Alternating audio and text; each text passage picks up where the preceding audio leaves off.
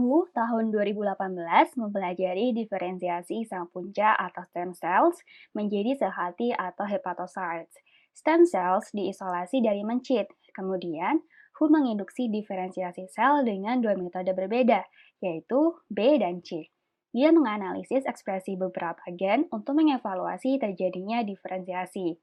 Hu juga menggunakan sampel hepatocytes A sebagai acuan. Berikut hasil yang diperoleh. Keempat grafik tersebut menunjukkan tingkat ekspresi keempat gen yang terdiri atas gen KRT19, TBX3, HNF4A, dan SOX9 terhadap berbagai perlakuan yang dijalankan.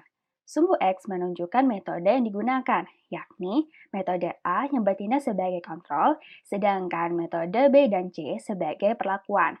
Sedangkan sumbu Y menunjukkan tingkat ekspresi protein dari masing-masing gen.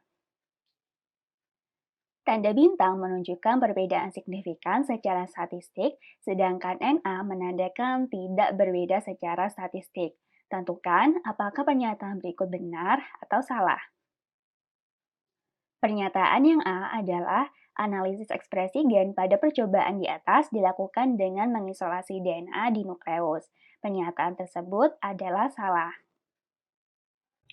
Definisi dari ekspresi gen adalah suatu proses di mana informasi dari sebuah gen digunakan dalam mensintesis produk gen yang fungsional.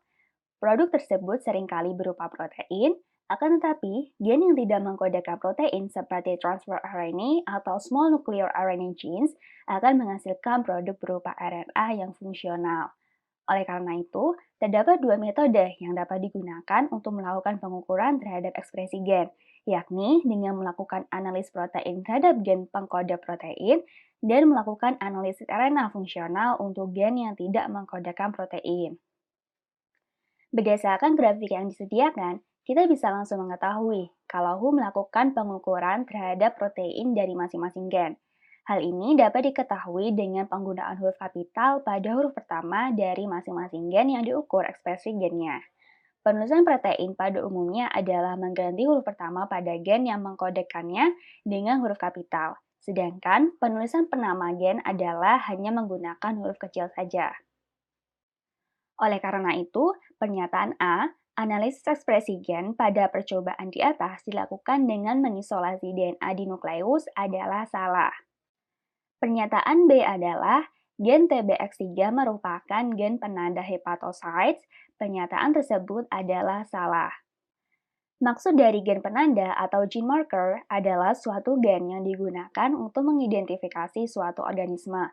Dalam hal ini, digunakan untuk mengidentifikasi hepatocytes.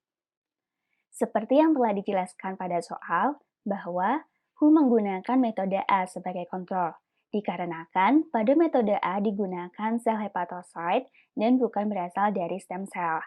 Oleh karena itu, jika ingin mengetahui gen penanda hepatocyte, maka kita harus melihat aktivitas metode A dari setiap gen yang diteliti. Jika aktivitas gen itu tinggi pada metode A, maka gen tersebut dapat dinyatakan sebagai gen penanda hepatocyte. Sekarang, kita tinjau pada gen TBX3. Dari grafik, dapat diketahui bahwa ekspresi protein gen TBX3 sangat rendah pada metode A. Oleh karena itu, gen TBX3 bukan merupakan gen penanda hepatocyte. Maka dari itu, pernyataan gen TBX3 merupakan gen penanda hepatocytes adalah salah. Sekarang, kita tinjau grafik ekspresi gen HNF4A. Dari grafik, dapat diketahui bahwa ekspresi gen HNF4A memiliki ekspresi yang tinggi pada metode A. Oleh karena itu, HNF4A dapat disebut sebagai gen penanda hepatocytes. Maka dari itu, pernyataan B, gen TBX3 merupakan gen penanda hepatocytes adalah salah. Pernyataan C adalah proses diferensiasi menyebabkan peningkatan ekspresi pada semua gen yang diamati. Pernyataan tersebut adalah salah. Pada penelitian ini, Hu ingin melakukan proses diferensiasi stem cell menjadi hepatocyte dengan menggunakan tiga metode, yakni metode A, B, dan C. Oleh karena itu, dilakukan pengukuran tingkat ekspresi gen pada semua gen yang diamati. Dapat dilihat pada keempat grafik, setiap metode diferensiasi yang digunakan menghasilkan tingkat ekspresi yang berbeda pada setiap gen yang diamati. Ada yang tinggi dan juga ada yang sangat rendah. Oleh karena itu, pernyataan C, proses diferensiasi menyebabkan peningkatan ekspresi pada semua gen yang diamati adalah salah. Pilihan jawaban D adalah metode B lebih baik dalam menginduksi diferensiasi stem cell menjadi hepatocytes. Pilihan jawaban tersebut adalah benar.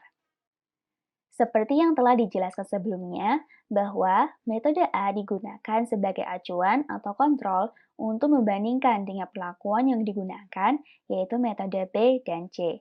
Oleh karena itu, untuk mengetahui metode terbaik yang digunakan, maka kita harus membandingkan dengan metode A yang diamati pada gen penanda dari hepatosit. Oleh karena itu, kita harus melihat pada grafik gen HNF4A. Pada grafik tersebut, nilai ekspresi tertinggi setelah metode A adalah metode B. Maka dari itu, pernyataan D, metode B lebih baik dalam menginduksi diferensiasi stem cell menjadi hepatocyte adalah benar. Jangan lupa cek description box untuk link video yang memberikan penjelasan yang lebih mendalam dari beberapa hal yang telah dijelaskan di video ini. Dan juga jangan lupa like dan subscribe.